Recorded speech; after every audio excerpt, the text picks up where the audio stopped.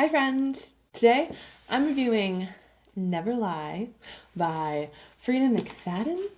Again, I hope I'm saying the name right. I'm not kidding when I tell you that Never Lie was literally brainwashed into my head for me to read. I'm not kidding even the tiniest little bit. I pulled up my Goodreads discovery to show you. Look, McFadden, keep going.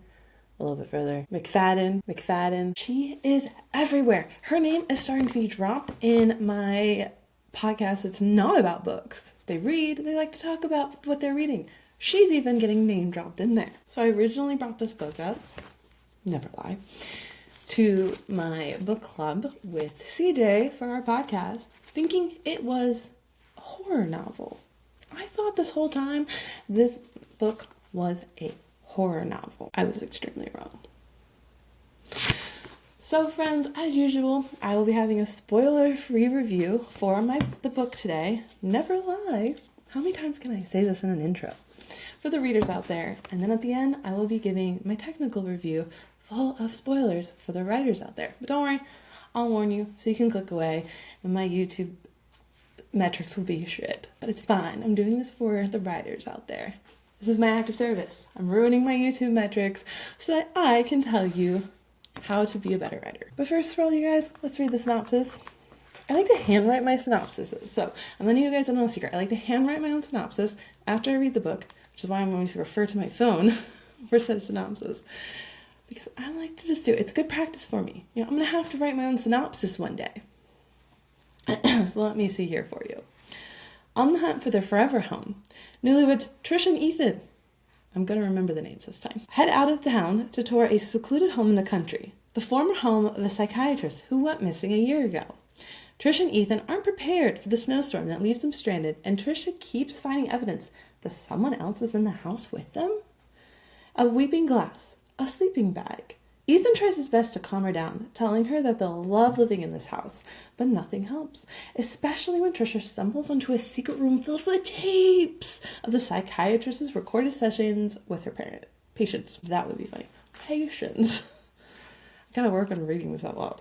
Tricia can't help herself. She steals a few of the tapes and begins to listen. The more she listens, the more the pieces of the psychiatrist's disappearance fall into place until Tricia can't ignore the evidence anymore. Okay, my synopsis makes it very clear that this is a thriller. The synopsis on Goodreads makes you think there's a ghost. That ain't a spoiler, friends. This is a thriller. Also, funny fact that I found out once I touched this book. That's how I always know the feel of a book, the cover. And I know library books are slightly printed a little bit differently to withstand our grubby little hands all over them. Okay, so if you don't know that, a lot of times the covers will be printed a little bit thicker, especially for like paperback, and that way, hold up, not that this one did. I mean, I was very much told when I checked this book out that I would not be charged for the damages already inflicted. Again, evidence, everyone's reading her. But what I want to tell you guys is I didn't realize that maybe I'm late to the party, but Freida McFadden is actually self-published. Huh? Yeah, weird, right? I believe she started in 2013. 2012, 2013. Don't get me wrong. I did research her. I don't know if this is included in the self-published, but I kind of hope it is for her sake. All right. So as a review, a spoiler-free review for all of you. The book starts out with an extremely believable, predictable, convenient way to be stuck and stranded in a house. Okay, as I said in the synopsis, the couple go to view this house, not realizing that the snowstorm is coming. They get too far, it's out in the middle of nowhere, they don't have cell service. So guess what? They're having to spend the night in the house, which I thought it was a haunted house, but I mean, they try to make you think that with like evidence of someone living there, a glass that, it's weeping, which is the condensation on the outside, but, So, I didn't mind it so much. We have to have a reason to get them stuck in the house. That's fine. Then, there were great moments in the book that draw the reader away from the massively big reveal at the end. All in all, I normally guess thriller endings. I wasn't so much trying with this book, so maybe I'm being silly. I didn't guess the ending in this book at all. I do think that it was very unique for a thriller. I think that McFadden has a great imagination for writing thrillers, and it wasn't like really expected. But when the ending was revealed, there was a perfectly enough foreshadowing and enough built into the story that when I was shown what happened, I was like, okay, I find this extremely believable. So don't be worried. Especially if you like thrillers, this might be the book for you. Even though the ending was good, it was convenient, it generally left me entertained, the self-published part of this book is what stopped me from really liking it. Here's my problem. Readers, writers, if we don't have, I don't like gatekeepers, and I'm very for self-publishing. However, quality control happens when the gatekeepers tell you if you can publish a book, okay? And if you're a self-published author, you still have to go through all the steps that a regular, traditionally published author goes through. Do not cut corners. If you cannot afford it yet, then wait. Or, I might be offering my developmental editing services for a very reasonable price right now, so just go to my website in the comments, show notes. I learned that there's show notes.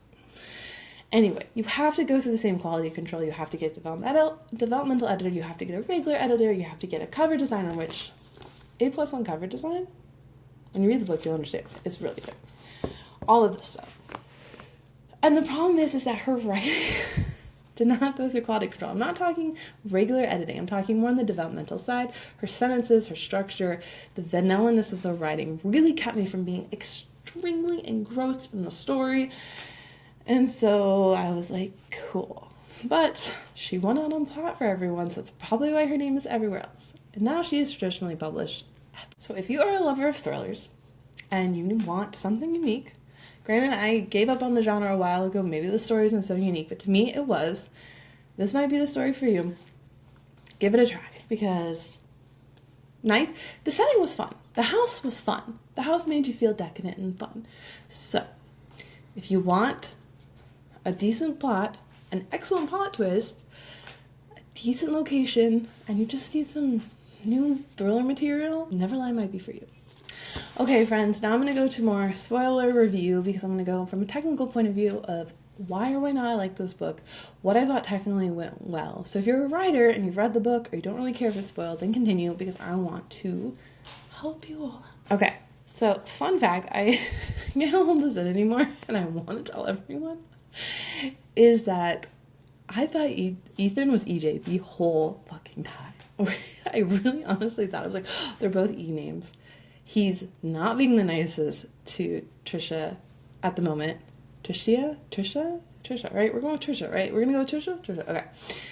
I literally, I was like, you are with this narcissist. He brought you to this house to kill you. Oh my God. And I don't know if that's what her original idea for the story was, because that's the dangling she was doing. She was dangling Ethan in front of her eyes and making it really exciting over here while she slid in the true twist at the end. And to be honest, I think that's why you need to read this book. The twist and the foreshadowing was perfectly done. It is extremely believable that Tricia is the killer at the end. Even though we go through the whole Ethan and EJ part of it all, she sprinkles herself into the story. She listens to her own tapes. There's these little moments where she's just like, here you go, I stole this tape, I did this and that. Finding out that she's the one that planned the entire trip to the house, even though she's sitting there telling them, oh, I don't know why you came here. Why did you make us come in the snowstorm? We're stuck. Oh, I'm so scared. And then to find out that she planned the entire fucking trip, I love. But the foreshadowing was supremely done to make it that I believed it was her. Especially, all that I just said. Still, the best part is when she listens to the tape, when Tricia listens to the tape with her and the psychiatrist. And the psychiatrist is like, ma'am, you've been lying the whole time. Oh, loved it. So, if you're a thriller writer, or you need to work on your foreshadowing, or you want to write a plot twist in your story that's believable, this, Never Lie, might be your saving grace in how to learn how to do it, because it is superbly done. Don't forget, foreshadowing should come in 3 different layers. You should have the one that is extremely obvious, that makes every single person who reads your book is able to see it. The 2 is the medium. It's for the general readers, the ones that can process a little bit better. That sounds so wrong. they can see it, they're able to hold on to the tension of the story. It's for your average reader. And 3 is for your extreme reader, the person that only a select few will be able to get it, but the people who get it are like, boom. So don't forget, foreshadowing, 3 layers. The other amazing part of this book is that it is an extremely well-written, unreliable narrator. I find that for writers, we hate unreliable narrators. I don't know entirely why other writers hate it. Maybe it's because unreliable narrators have been written way too much in the world.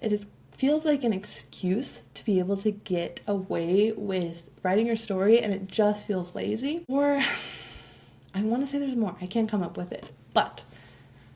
Or it's probably also because it's used mostly for women who are considered crazy. So they make it an unreliable narrator to be like, did she see it? Did she not? Oh my God, she's crazy. So now we're going to prove it, oh, we can't trust her because this is how we're going to hide all this stuff that's happening so the reader can't believe it. And it's just as a plot point to make the unbelievable happen and give away the whole story. But oh no, it's not real. She didn't really see that. Not well done. However, in Never Lie, unreliable narrator was extremely well done, and I fully support it. I think that the reveal that she was the one that set up the whole house and the whole trip was perfect. The whole time she was playing as this scared wife with her husband about not wanting to be there. We see, her pregnancy part of it all, and it's just well done. How about that? How about I just leave it at it was well done, and you need to give the book a read. Those are the 2 main reasons that I think that you should read the book from a technical point of view. It's the plot twist and the unreliable narrator. Just keep in mind that this is a great example of self-publishing help. You need some help, that you need to go through all the editors. I think writers out there, they will see what I'm talking about. They will see the sentences and how they're very vanilla. There's not the great writing and the lyrical artistry to it. And it generally could just use a little bit of work. And if there are other writers out there that really struggle with crafting sentences while they're writing, this book really changed my life as a writer. Spellbinding sentences. She goes through the different structures. She goes into practices to help you learn how to actually change up your rhythm of your writing while you're writing. It has helped me to become a rhythmic writer. It's helped me to become a lyrical writer.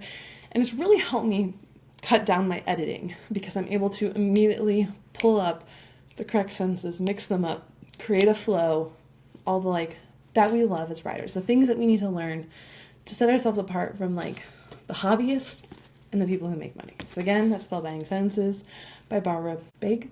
Why are people's names so hard? But anyway, there you go. So friends, thanks for watching. If you like this video, give it a thumbs up. If you've read Never Lie, then leave your comments below. Keep them a little spoiler free in case someone hasn't read the book yet and is looking to decide if they want to read this book. Also, if anyone else has good thrillers, I'm still giving up on thrillers. I can't do it. This was good-ish for me, but I'm done, I swear. Famous last words. But thank you so much, friends, for listening. Subscribe, give this video a thumbs up. Make sure to check out our podcast, especially if you're an artist or a writer. Writers and artists are the same things in my book.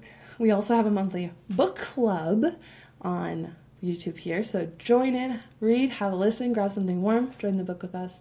But until next time, friends, bye!